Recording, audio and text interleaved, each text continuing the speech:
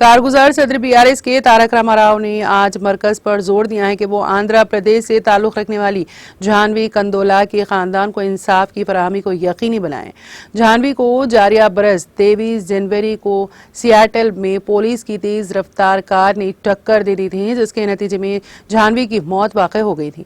KTR मुकामी prosecutor के दफ्तर की जानिब से लड़की की मौत के लिए जिम्मेदार पुलिस ऑफिसर के खिलाफ इल्जामात आयद न करने के फैसले से मुतालिक मीडिया रिपोर्ट्स पर रद्द अमल का इजहार कर रहे थे।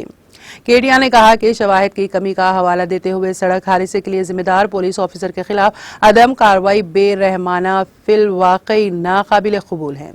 केटीआर ने सोशल मीडिया प्लेटफॉर्म एक्स पर इस सिलसिले में पोस्ट किया।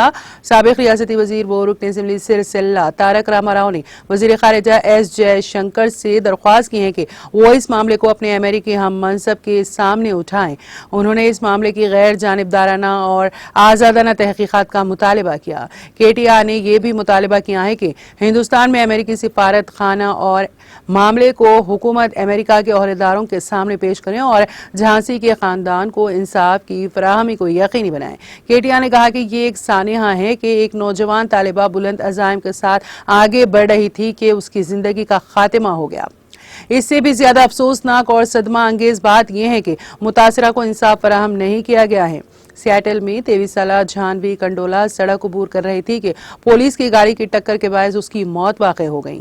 पुलिस की गाड़ी ने तेज रफ्तारी से जाह्नवी को टक्कर दी और वो 100 फीट दूर जा गिरी। रिपोर्ट्स के मुताबिक ड्रग मामलात की इत्तलात मौसूल होने पर मुकामी वाक़े पर पहुंचने के लिए पुलिस ऑफिसर डेफ पुलिस व्हीकल को ज़ायद 119 किलोमीटर फी घंटे की रफ्तार से चला रहा था।